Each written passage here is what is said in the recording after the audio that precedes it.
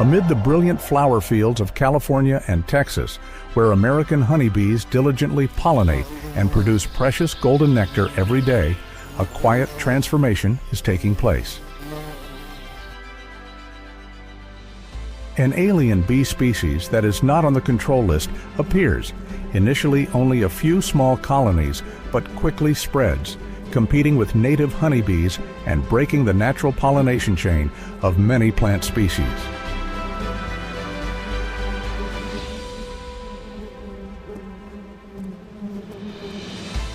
Scientists call them invasive bees, aggressive alien bees that reproduce rapidly and take over native bee nests, causing ecological imbalance and causing more than $700 million in damage each year to the U.S. honey industry.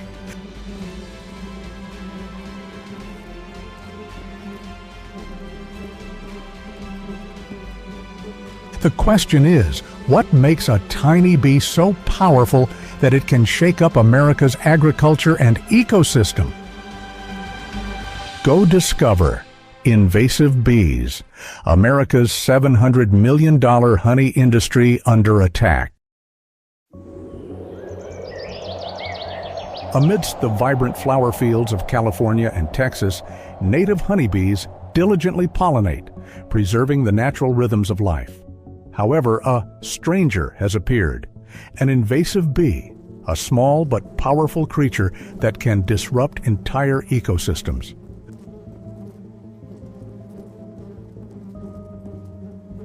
Unlike native bees, they are aggressive, adapt quickly, and reproduce exceptionally well. Each nest can contain thousands of bees, and in just a few weeks, their population can explode if they do not encounter natural predators. A single queen bee can lay thousands of eggs, allowing for an incredible rate of expansion.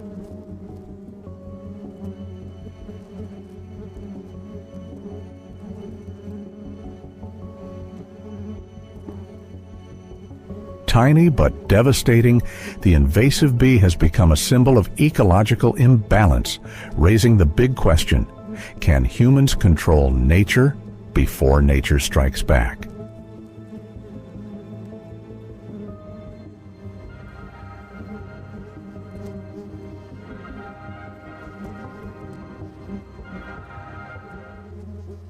The $700 million a year American honey industry is in serious crisis. The arrival of invasive bees has upset the natural ecosystem and put thousands of beekeepers in dire straits. These invaders compete directly with native bees for food and nesting space, causing their populations to plummet. As native bees disappear, pollination declines, crops fail, and honey production plummets. Beehives weaken, honey quality and quantity decline, causing severe economic losses across flower and fruit-growing states.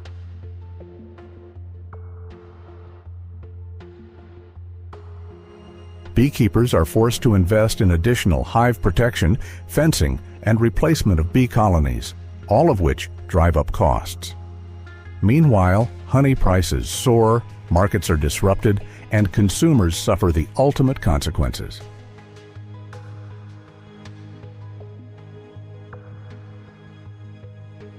Each year, millions of dollars are lost, not only because of lost production, but also because of the knock-on effects on small businesses, farmers, and the food industry that depend on honey.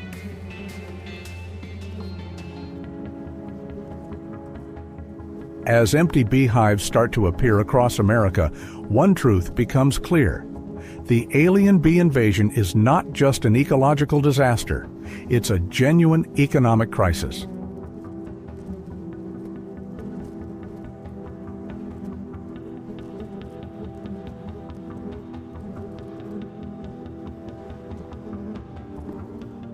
No one knows exactly how the invasive wasp arrived in the United States, but scientists believe it may have arrived in shipping containers from overseas, hidden in shipments of crops, fruit, or farm equipment, and escaped when the cargo was opened at the port.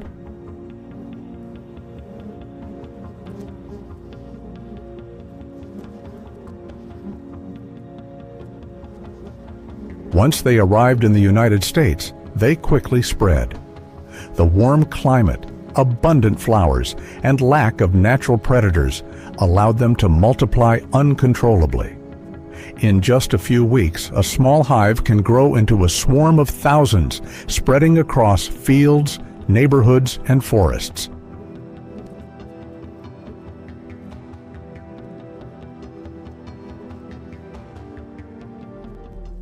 This species of bee has a very high survival rate. Their bodies can withstand extreme temperatures, and their aggressive nature makes them ready to attack native bees to take over the nest.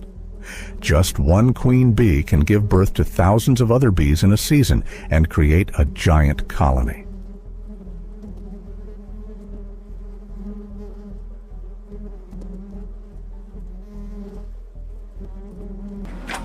One researcher calls them biological ghosts because by the time humans realize their presence, they have already spread everywhere. In a few months, they can expand their range of activity to more than 20 miles, taking over any flower-covered area.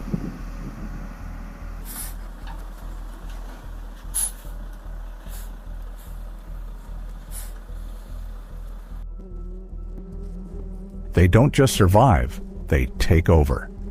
And once invasive bees have established themselves, eradicating them is nearly impossible.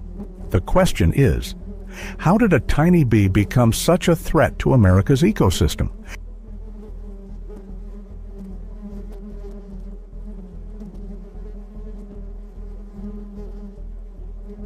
As invasive bees spread, the first and most serious consequence is the collapse of natural pollination chains, the basis for the survival of countless crops and wildflowers.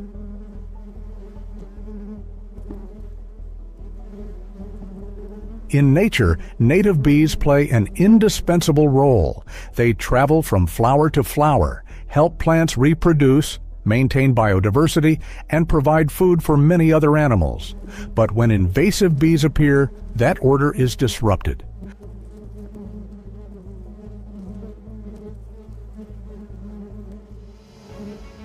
Not only do they take up space and food sources for native bees, they also bypass pollination for many plants. Instead of helping flowers bloom and produce fruit, they focus on expanding their territory and reproducing. As a result, flowers wither, crops fail, and the natural food chain is disrupted.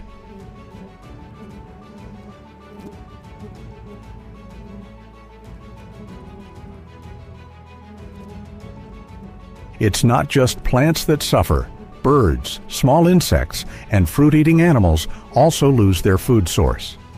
Each species that disappears causes another to collapse, creating an ecological domino effect that can last for decades.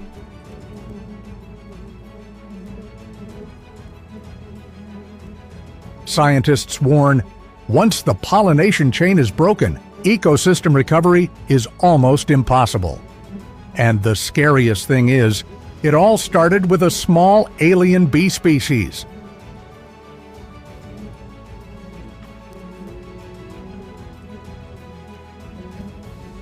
Despite the damage caused by invasive bees, there is still hope. Scientists and farmers are working together to protect native bees, the heroes who maintain the balance of nature.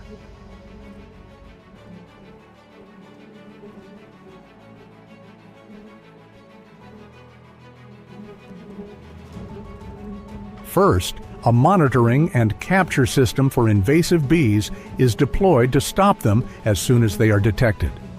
At the same time, habitats for native bees are restored by planting preferred flowers and keeping beehives safe.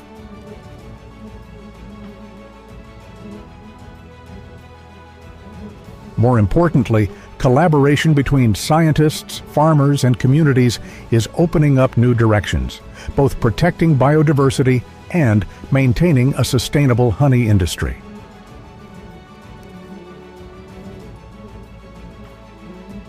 The story of the invasive bee is a reminder of the fragility of nature and the power of human action.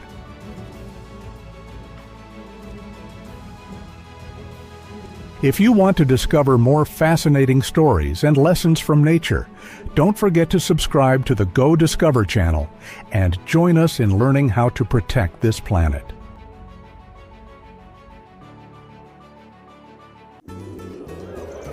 From the buzzing skies of Texas, where humans are struggling to control a dangerous invasive insect, the journey now takes us out into the middle of the Pacific Ocean, where another race for survival is underway.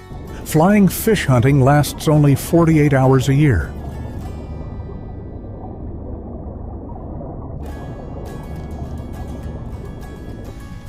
For fishermen in the Pacific Islands, flying fish are more than just a catch. They are the promise of a season, a rhythm of life in harmony with the sea. Every year, for just a few weeks, when the Kuroshio begins to warm and the moonlight silvers the water, schools of flying fish flock to shore to spawn. It is a golden moment. If caught at the right moment, fishermen can catch tens of thousands of fish in less than 48 hours.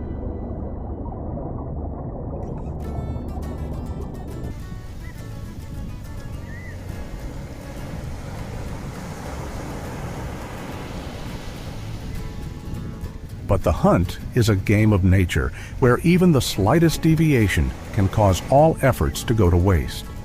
Flying fish are sensitive migrants, and if the temperature changes by a few degrees or the moon is late for a night, they will change direction. They choose to spawn when the tide is high and the moon is bright, turning the hunt into a race of hours between man and the sea.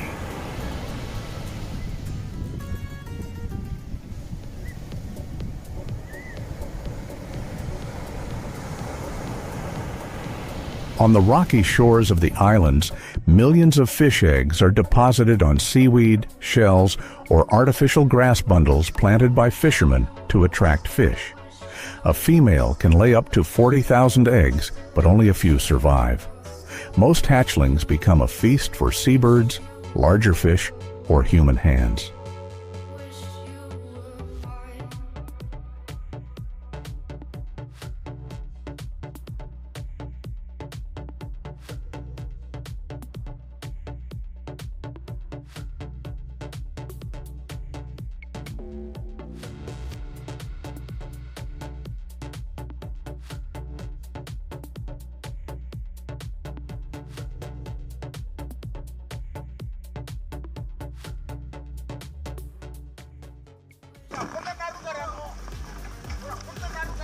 So, if you miss a few hours, the whole season will be gone in regret. Catch the fish too early and they won't reach the shore. Delay them for a night and they'll disappear without a trace, leaving the sea as calm as if the spawning season had never happened.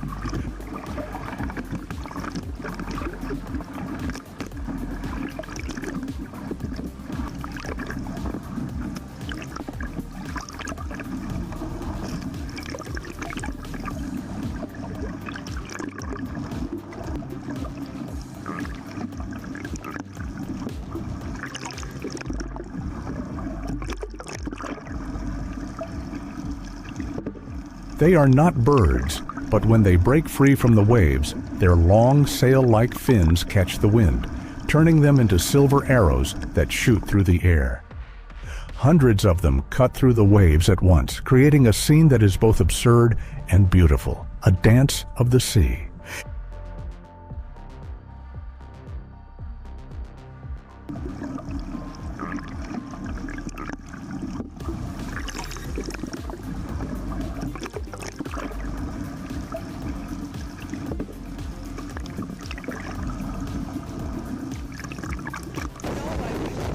With a single powerful flick of its tail, the flying fish can launch itself up to 656 feet, enough to escape predators from the depths of the ocean. Though it's only about 9.84 inches long, its speed of up to 37 miles per hour makes it a living wonder, a wingless warrior born to fly, right in the middle of the ocean.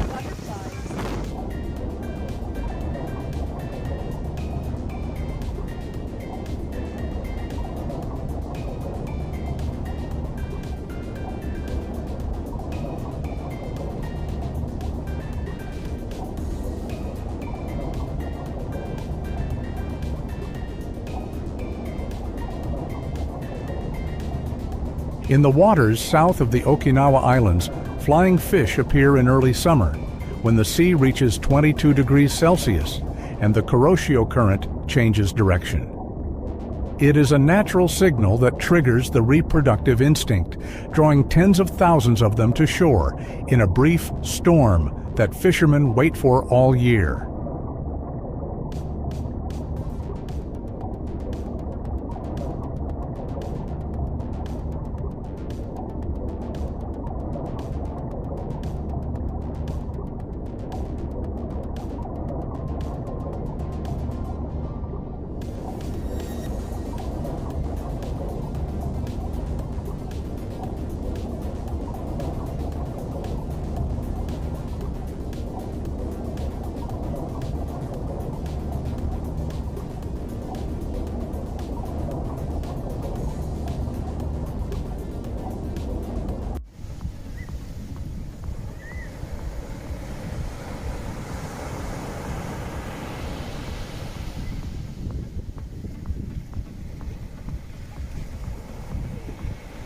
However, it is also the season of fierce winds and sudden waves. One step too late, or a change in the weather, and the entire fishing plan will collapse. Each boat must be mobilized in a few short hours, ready to rush out and act quickly before the fish school disappears into the deep.